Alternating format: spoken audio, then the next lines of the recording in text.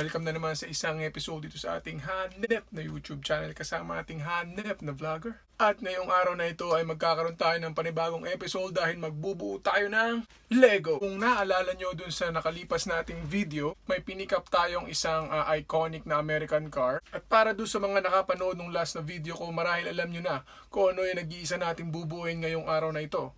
At kung hindi mo pa ito napapanood, hanapin mo lang dyan sa mga videos natin recently na na-upload at malalaman mo na ito ay walang iba kundi ang ating Ford Mustang. So itong Lego Creator na Ford Mustang ay isa sa mga bagong kare-release lang nitong February 2019 at nabalita ko lang siya last month nga.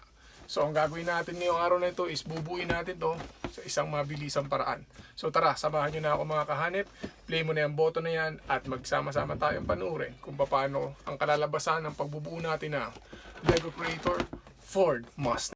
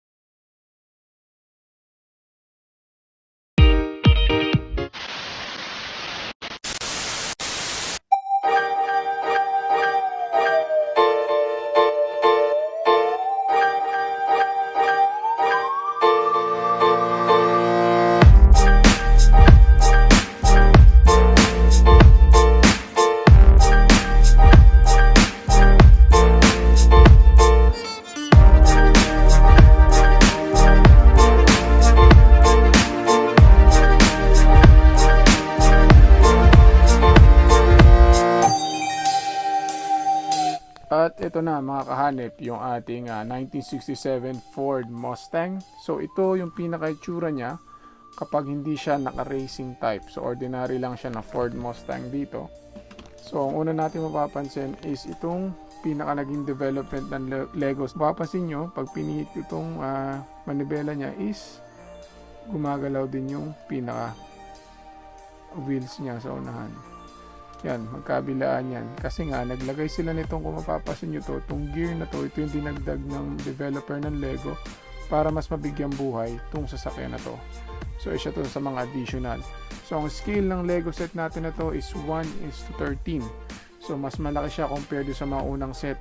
So, isa pa sa mga pinakamaganda dito is pag binuksan mo tong hood, kitang-kita nyo mga kahanip, halos nagaya nila talaga yung pinaka makina ng Lego o yung pinaka-makina ng ating iconic na Mustang.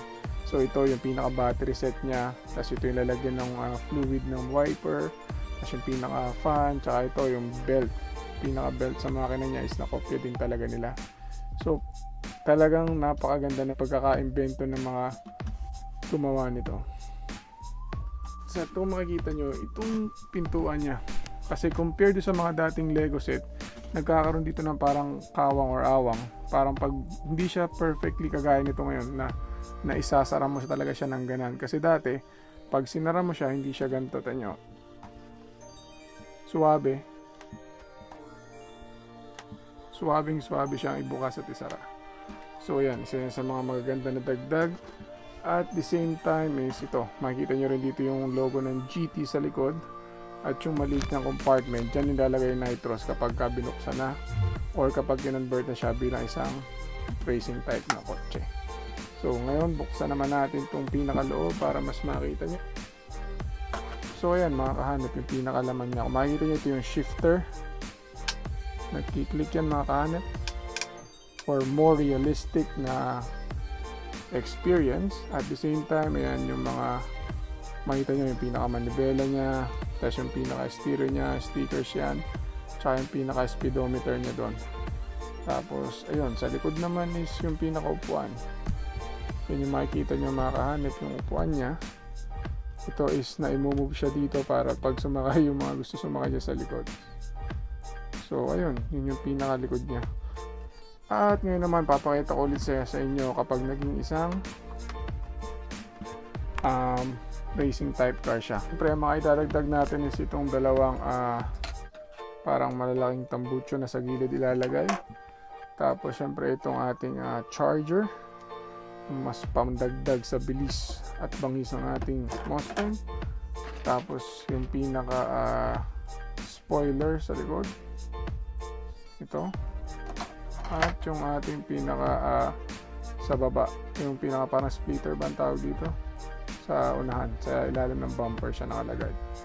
So tara, lalagay ko lang siya mga kahanip in 3, 2, 1. Tadan! So ayan na siya mga kahanip. Kung makikita nyo, nadagdag na natin itong pinaka splitter dito sa baba. Hindi ako nagkakamali sa tawag.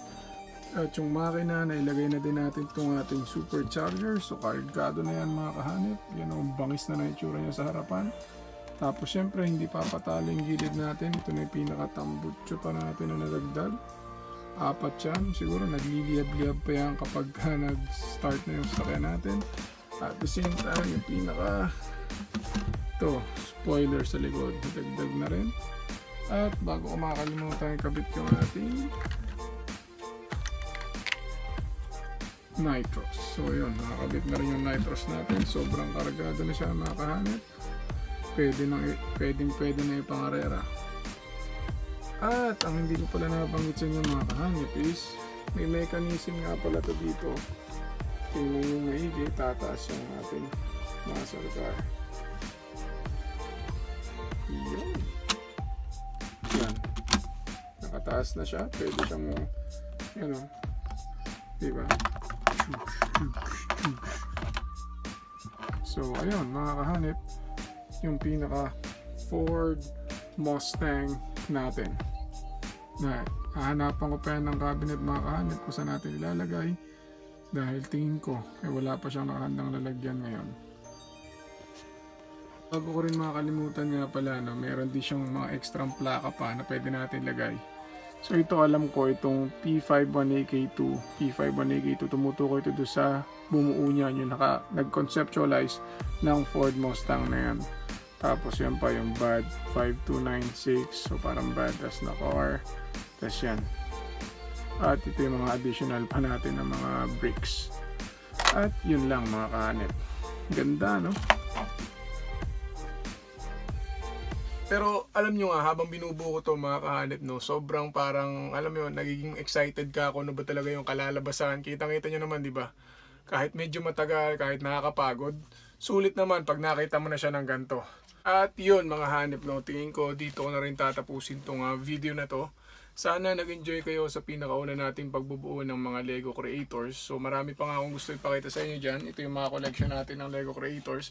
Isa-isa rin natin yung bibigyan ng video para mas makita nyo yung details niya, yung loob niya, yung labas niya, kung ano ba yung mga naisip ng mga lumikha sa kanya para mas mabigyan buhay at mailagay isang iconic na sasakyan bilang isang Lego.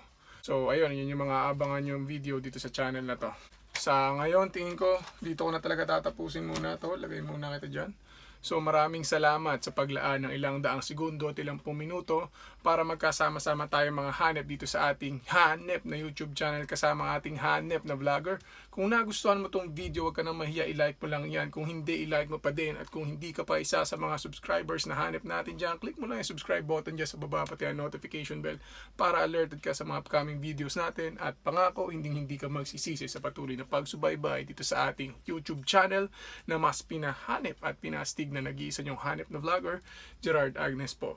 So maraming salamat at magkita-kita ulit tayo sa mga susunod pa nating videos. Ito po si Gerard Agnes, ang inyong hanep na vlogger. Signing out, peace you all and good night.